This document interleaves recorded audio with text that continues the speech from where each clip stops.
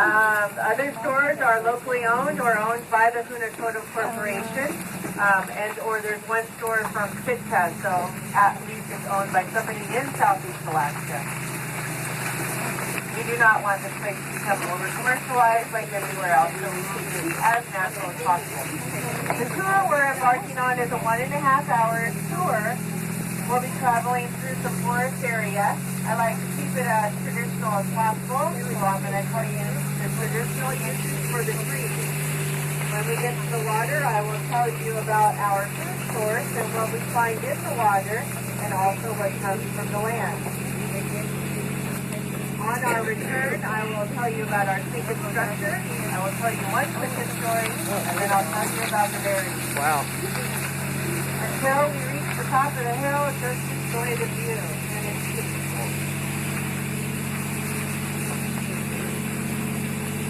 It's awesome. Isn't it?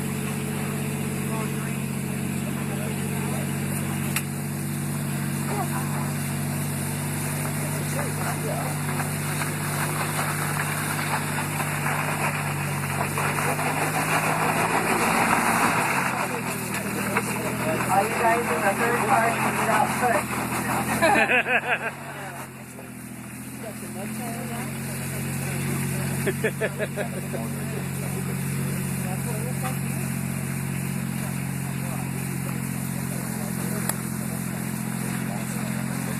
You stopped? Huh? You stopped? I only have 20 minutes now and something sore. You only had 20 minutes left? Yeah, wow. That would be cool to show the kids back home. How'd you only have 20 minutes left? You've taken 40 minutes?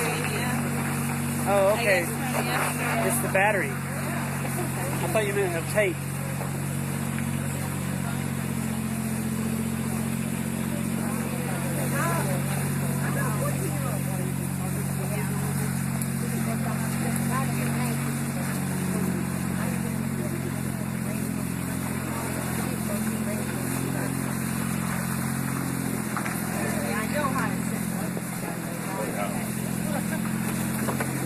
Are you speaking back?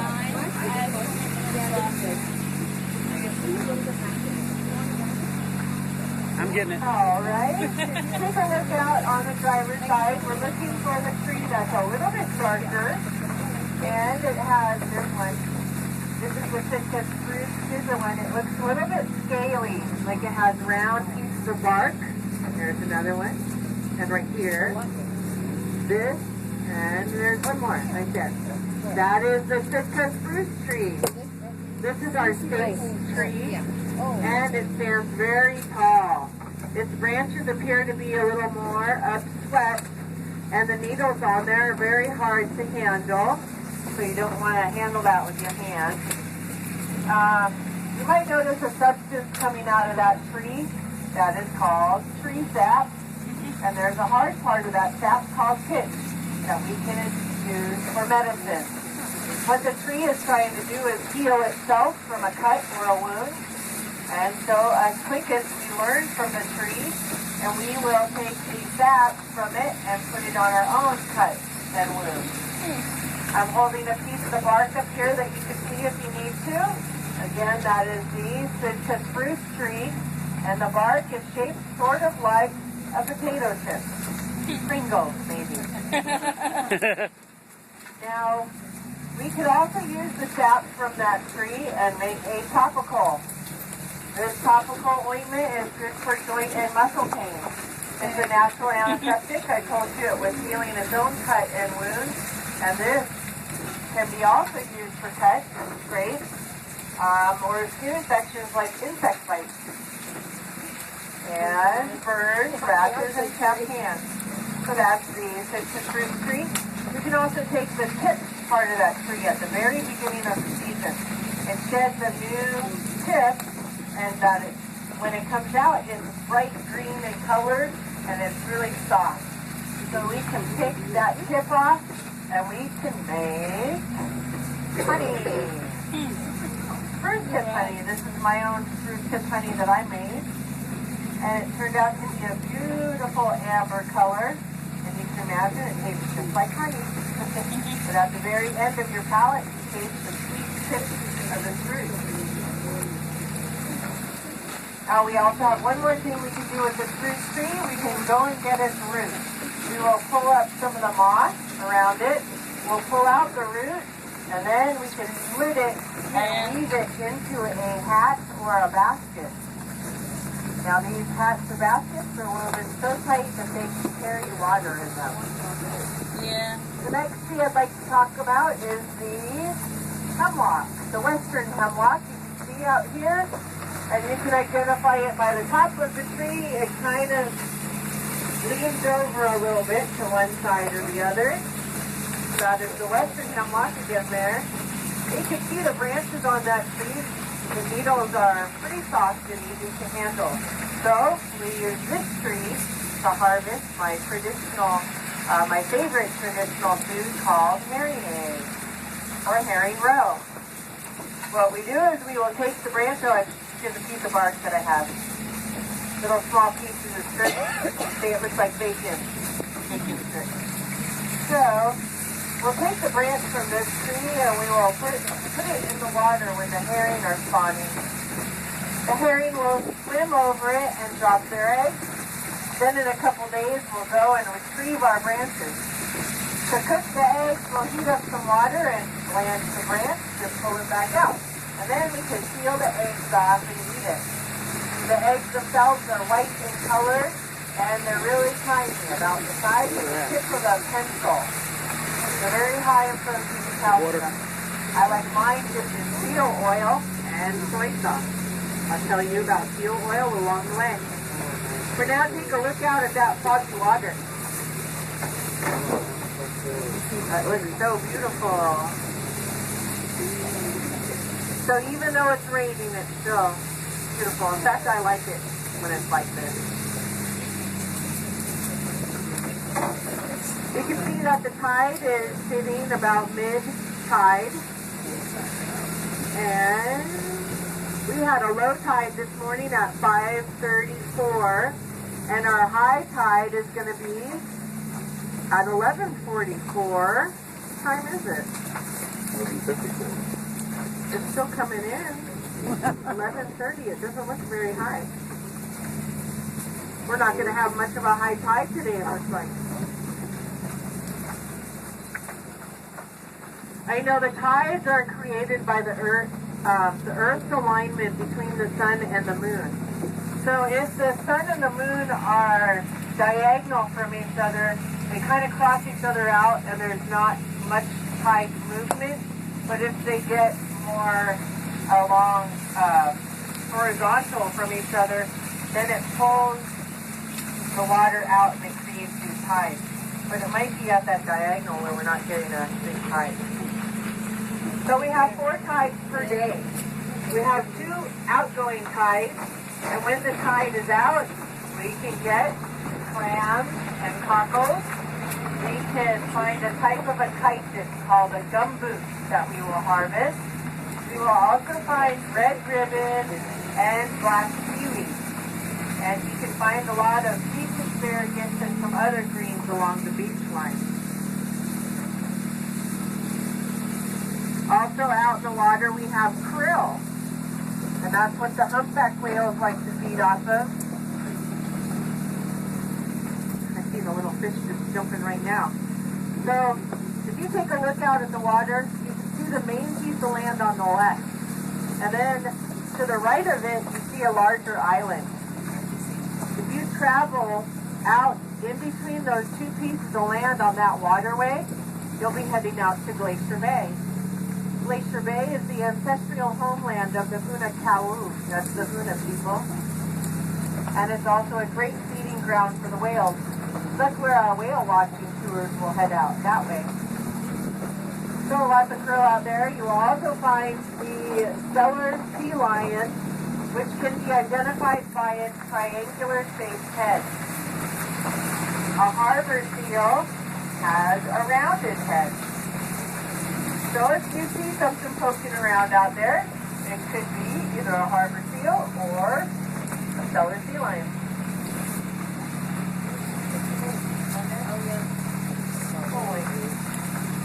says our high tide is, that's 14 feet.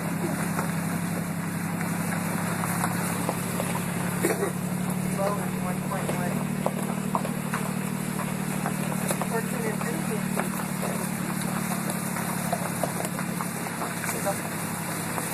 So when the tide comes in, we have 5 kinds of salmon. If you would like to learn how to remember those 5 kinds of salmon, pull out the hand. Your thumb is for the chum. Your index finger pokes you in the eye, so that's for sockeye.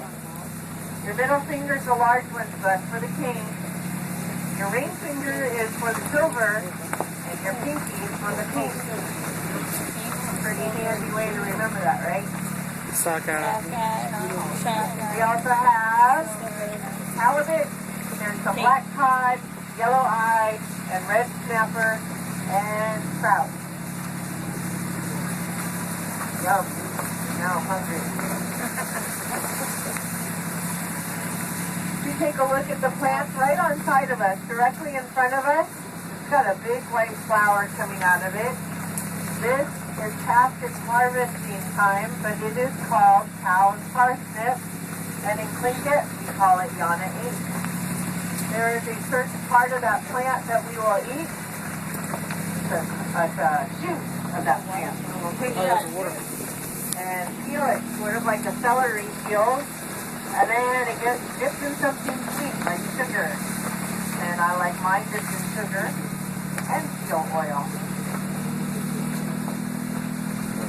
Now, as Tlingits, we think of ourselves as stewards of the air, the land, and the seas.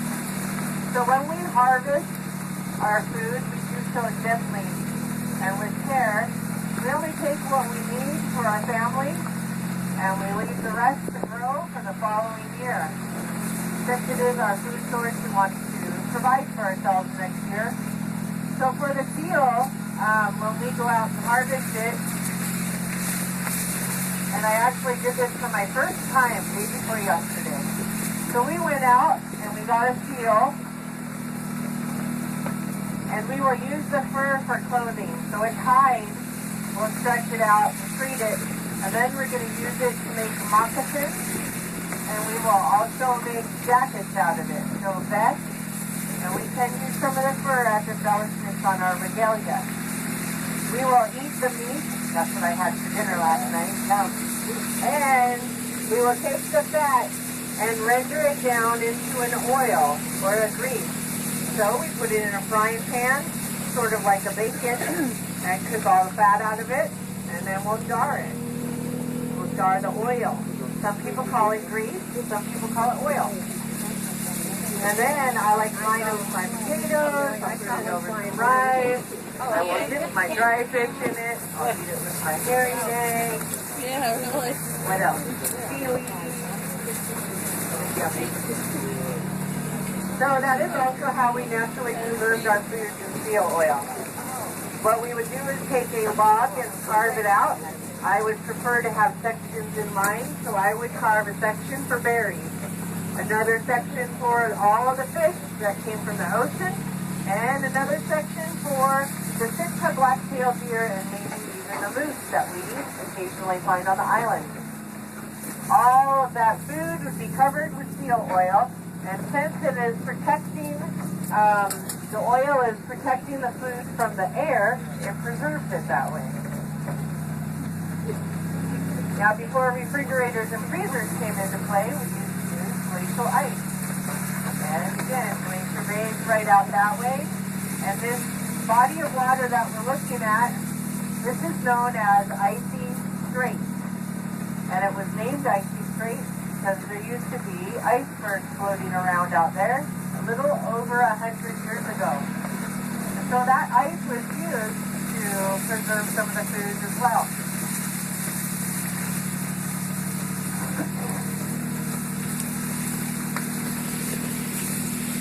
Take a look at the hillside and take a look at that plant right here with the big, huge maple-looking leaf.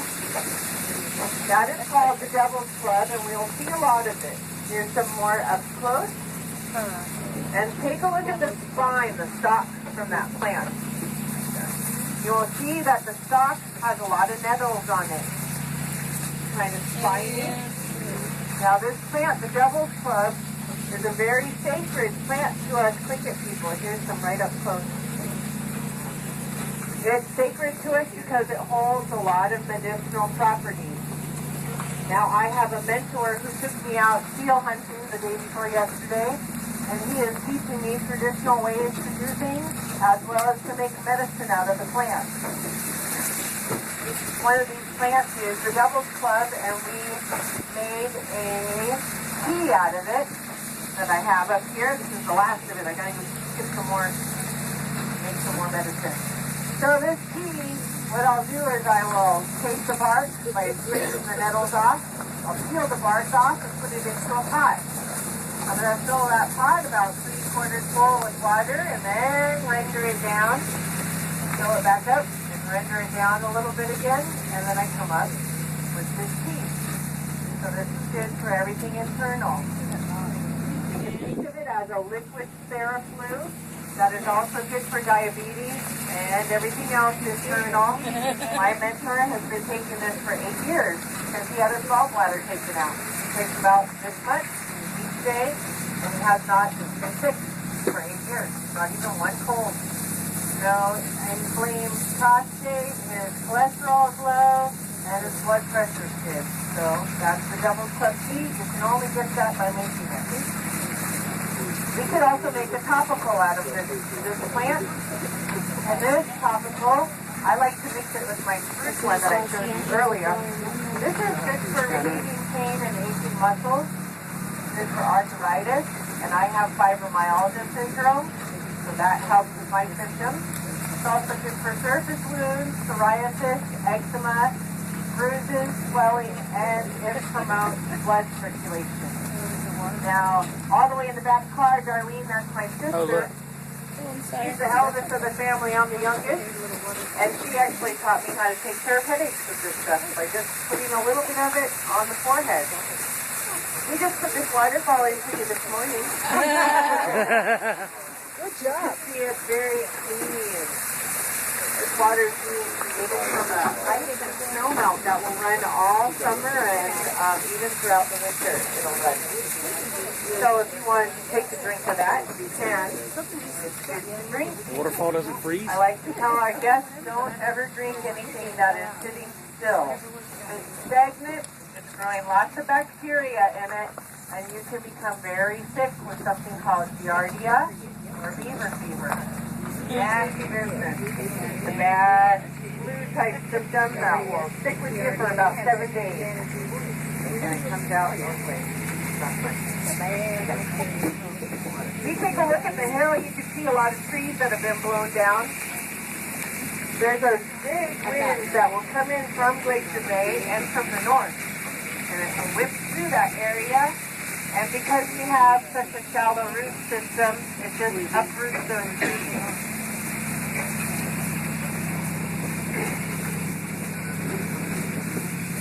I forgot to mention this tree above us with the leaves on it. This is the alder tree.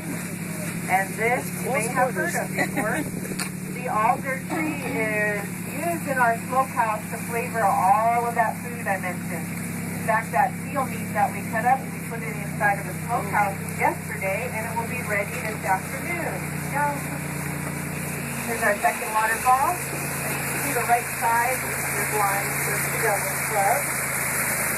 Right outside the city. And again, that is drinkable.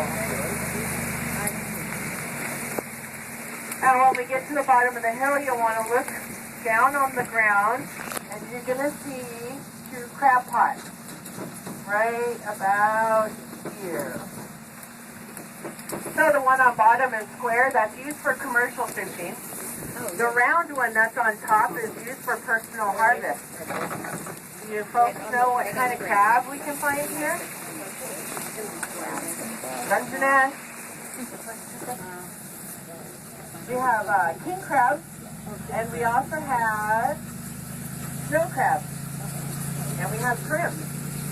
So add all of that with the salmon and the deer and the moose, and we have a very rich, high-protein diet.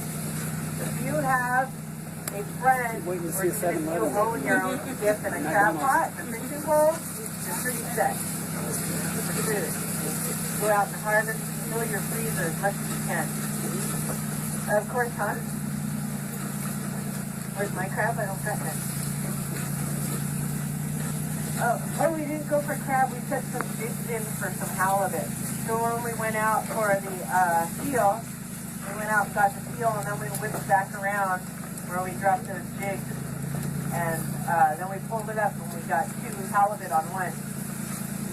It's like a piece of the wood, the alder, and then 2 pieces come off of it, and you hang hooks and drop it in with a buoy on it. And then the halibut can come up and eat your bait.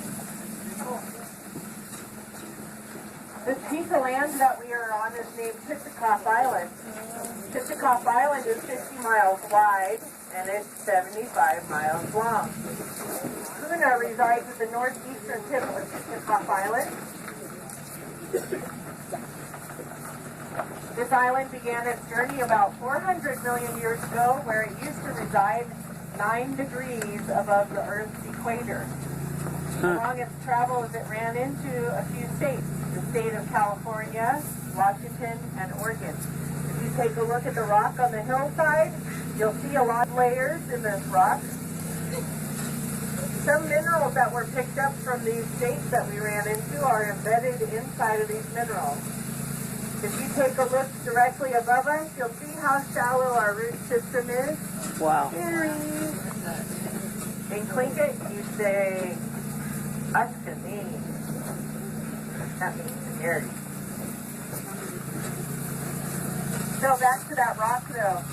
You'll see a lot of layers in there.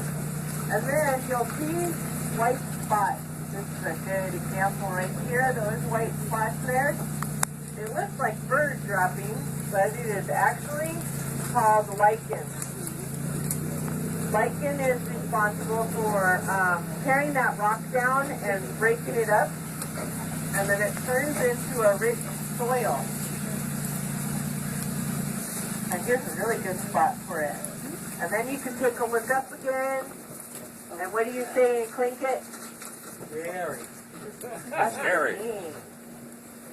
That's scary. So cute, my little boy thought, I'm scary. He says it wrong instead of saying I'm scared. I'm scary.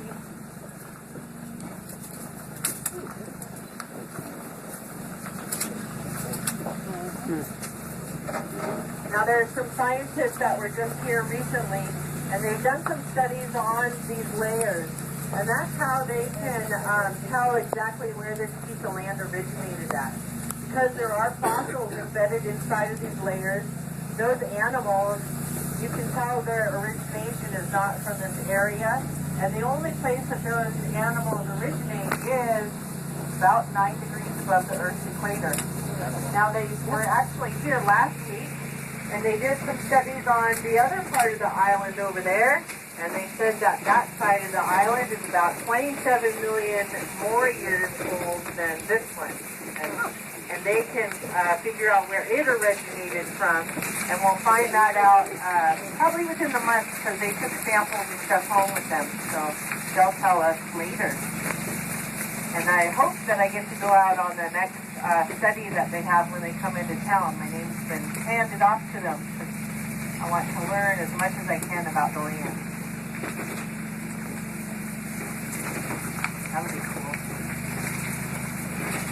I don't know, some scientists just came here, and Jeff is the one that told us this morning. I don't know. I hope so. I can't tell the animals to come out. I wish I could call them. Actually, Cookie can probably call a deer or a bear.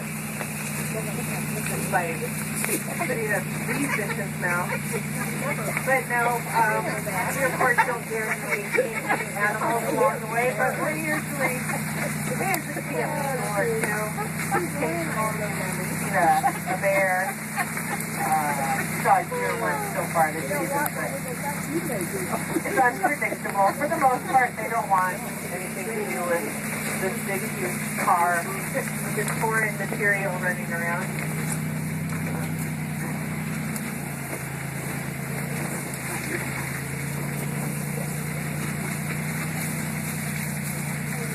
can see the rock right below us on the beach, and some of it looks like it has been tortured in some way. Looks a little bit melted. What happened with that rock is that it was underneath the Earth's crust. It became heated by the magma, and then it was forced to the surface. So that's why some of that rock looks like it's been treated with some heat. Porpoise? There's a porpoise out there. Oh yeah. It kind of falls in the whale category. Whale one.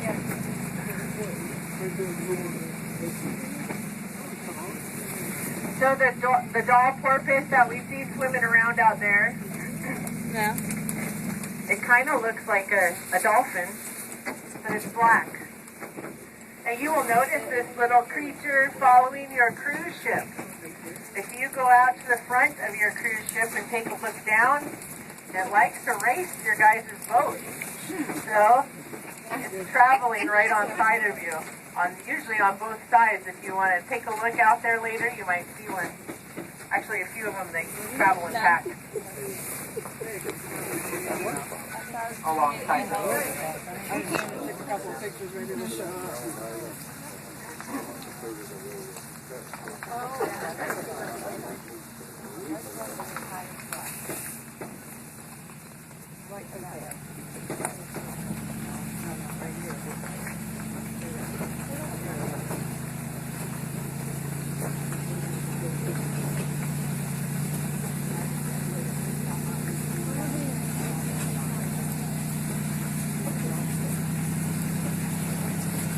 Take a look at that seaweed on the beach right this area. There's lines of it. And that is called a tide line. Basically what happened is the tide came up and it left a mark and then it went back out. So that is called a tide line. We do not use that kind of seaweed. We harvest our black and red ribbon seaweed from different locations.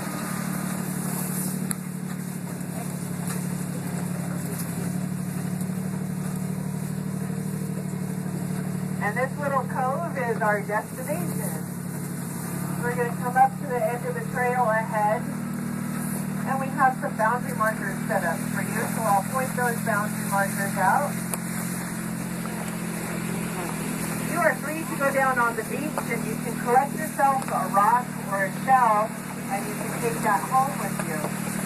We ask that you leave all the living organisms at the water's edge. And if you take a look on the hillside, you'll see this last waterfall here. Beautiful. It's got, again, Devil's Club on the right side. And there's a little entryway here. You can go inside and take a picture. That waterfall is going to be a boundary marker. You can walk back to it. We ask that you do not go beyond it and do not go up into the hillside. Top Island is home to 3,500 Alaska coastal brown bears with 760 residents in Luna. There's well over 2,500 more bears than people. So we like to keep all of our guests within sight and sound at all times. We have outdoor bathroom facilities for your use. And again, please don't venture up into the hills. There's a little side trail that has a log in front of it. It's there for a reason. We would like you not to go down that either. To get down on the beach, however, there is a small trail directly in front of the front car here. Please take that trail down for your safety. And then on the beach, we have another marker.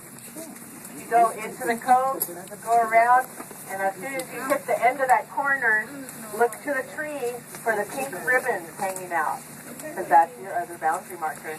We'll be here for about 10 minutes, and when it's time to go, I will signal you folks with the sound of a whistle. Feel free to ask us questions while we are here going to shoot.